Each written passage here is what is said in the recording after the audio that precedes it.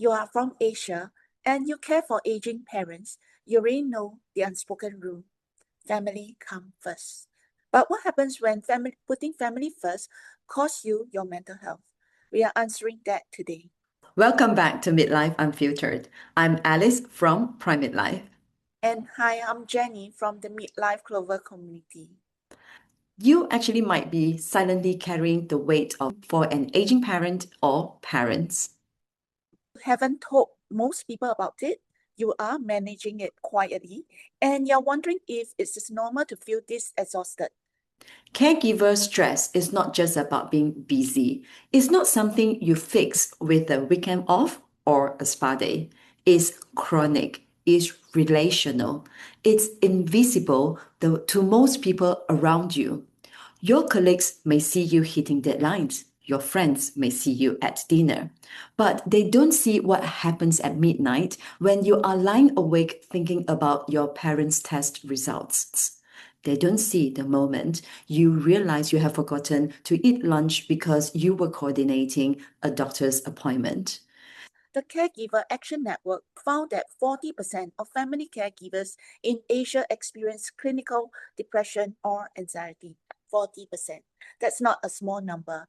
That's not something that happens to other people. That's happening to people you know. But here's the hardest part. Less than 20% of these people seek help, professional help. Why? Because the cultural narrative says caregiving is a duty, not a burden. But it is something you do because you love them, so you suffer in silence. For me, I wouldn't say I'm a full-time caregiver yet. It feels more like the beginning of that journey. My father has started to show signs of dementia, and my siblings and I are now having ongoing conversations about how to share the responsibility in a way that supports him, especially in the moments when he is still fully aware. We have come to the difficult realization that he may not no longer live alone in our hometown as he used to. He misses it, which is completely understandable. That place represents his independence, is where his memories live, and is a life that he still feels connected to. And of course, watching him grieve that loss while knowing that we can't give it back to him, that is own kind of pain. So we are trying to navigate a delicate balance. But how do we care for him while he preserving his dignity? How do we support him without taking away his sense of self? And at the same time, how do we take care of our own lives and well-being so that we don't burn out in the process? So to me, it's still early days and we are figuring it out as we go. But what's clear is that this isn't just about logistics. It's about love, it's about respect, and it's about learning how to show up for him in a new way. How about you, Jenny? I wouldn't say I became a caregiver overnight. It happened gradually, almost quietly. One day you realize that you're no longer just the daughter and daughter-in-law. You have become the decision maker, the coordinator, the emotional anchor. For me, it started with small things, accompanying my parents-in-law and my parents for medical appointments, managing medications, checking in more frequently, then slowly it becoming managing schedules, making health decisions, and constantly thinking ahead. What if something happened? What people don't see is the mental load that never switch off. I sleep with my mobile phone next to my bed, whereby I am super aware that it's super unhealthy, but I can't help it. You can be in a meeting, running a business, creating strategies, but at the back of your mind, you are also wondering if your parents has been taken their medication, if they are feeling okay, or if the next health report will change everything. And the hardest part, you still show up as if everything is normal. You smile, you perform, you deliver. But inside, there's a quiet exhaustion that builds over time.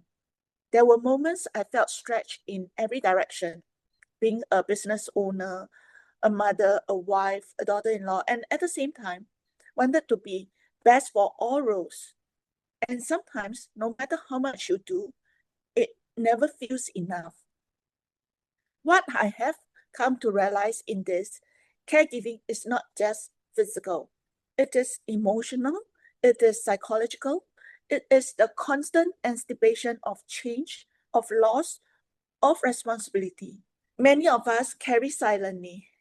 Thanks for sharing, Jenny. In Asian cultures, I believe there is an unspoken agreement about caregiving. Family obligations are non-negotiable. You don't question it, you don't negotiate it, you just do it. But what happens when that obligation conflicts with our survival? What happens when the cultural expectations and our actual capacity are in direct contradiction? Both of us grew up hearing the same message. Your parents sacrificed for you. Now it's your turn. Nobody explained what happens when sacrifice becomes self-harm. When you are canceling your own medical appointment because they need you. When you're staying up until 2 in the morning, managing their care while you have a presentation at 8 the next morning. That's not gratitude. That's a system that is broken. And here's the guilt that comes with it. Research from the Asia Pacific Caregiver Coalition found that 65% of adult children in the region report feeling guilty when they set boundaries around caregiving. It's 65%. The guilt isn't logical. It's not based on anything you actually did wrong. It's cultural, it's inherited. It's something you absorb from your parents who absorb it from theirs. What I want you to understand, you're not responsible for fixing their situation. You're responsible for your response to their situation. Those are different things. One destroys you, the other allows you to actually help them. One comes from guilt, the other comes from love. Reframing this is not selfish. It's the only way you survive this. So, what actually works? Not self care platitudes, not the advice to take a bubble bath and everything will be fine. It's real strategies, things that would hold up when we are exhausted and scared and grief stricken. So, here are a few strategies we hope we could help. Strategy one, protect one non negotiable, not 10, just one. So, this is the one thing you will not sacrifice no matter what. Well, for me, I don't know yet. So this is the part that I need to figure it out. Well, for you, Jenny, how about yourself? For me, my one non negotiable is protecting my mental clarity and emotional space, especially in the morning or once a week will be my me time for at least half a day before I step into my roles of as a business owner, a caregiver, or anything else. I give myself that time to reset. It could be a quiet coffee, a short walk, or simply sitting in silence without reacting to anyone else's needs. Because once the day starts, everything becomes reactive. Everyone needs something from you. If I don't anchor myself first, I lose control of my energy. And when that happens, I'm not showing up as my best self for anyone, including my parents or parents in law. I have learned that protecting that small window of time is not selfish. It's what allowed me to stay grounded, think clearly, and make better decisions throughout the day. It is a small habit, but it gives me a sense of control in a situation whereby many things feel uncertain. And here is strategy two. Build a support circle, not a support person. It could be one person for medical questions, someone who can help you understand the healthcare system, and one person for venting, someone who won't try to fix it but just listen to you.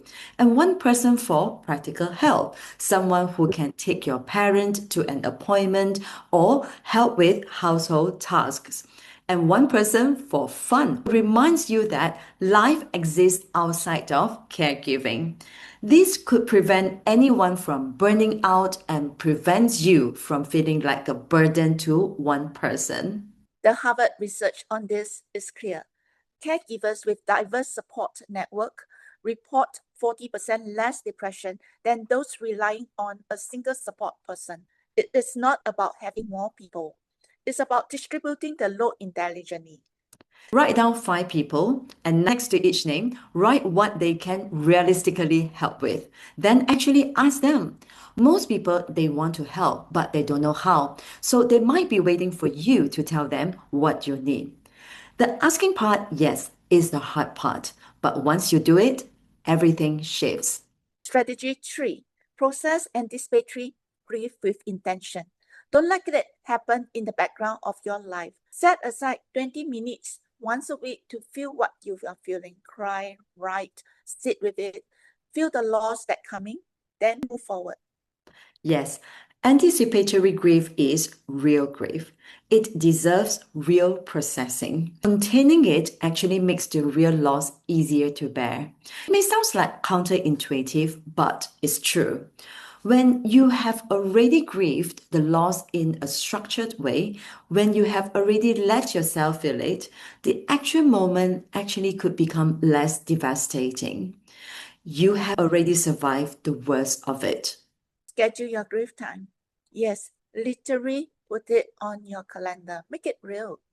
Wednesday evening from 7 to 7:20, that's your time.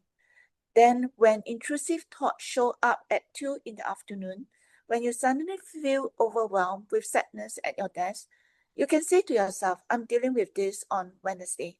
Not now, later. Here, strategy 4, reclaim your identity. You are not just a caregiver. You have a career, you have interests, you have friendships, you have a self that existed before this role. So that person is still there. Identify one thing that you have stopped doing that used to matter to you. So maybe you used to paint, or maybe you used to play music. Maybe you used to read novels or go hiking or take photographs. Bring it back, not when things calm down, now when things are hard. Because the hard time is when you need it most. This is the part we want to land with you. You can be a good caregiver and a person with boundaries. In fact, boundaries make you a better caregiver because you're not running up on empty. You can't pour from an empty cup. Your mental health is not a luxury. It's not something you get to if you have time and energy left over. It's infrastructure. Without it, everything collapses. Your ability to care for your parents, your career, your relationships collapse. And protecting your mental health is not selfish, it's structural. It's the foundation that everything else stands on. There are thousands of people in their 40s and 50s across Asia navigating exactly this right now. You don't have to do it alone. There is a community. There are people who get it because they are living with it. Yes. So if you are struggling, talk to someone, maybe a therapist, a doctor, a trusted friend. Say the words out loud. Silence is what kills you. Breaking the silence changes everything. Share your story in the comments. What's the one thing about caregiving that nobody talks about it? The thing you carry quietly, we want to hear it. Because your story might be the same thing that helps someone else realize that they are not alone. Yes, video to one person who's carrying this weight silently. Sometimes knowing that someone else understands is enough to start the conversation. Sometimes it's the permission they need to ask for help. Thank you for watching, and we will see you next time.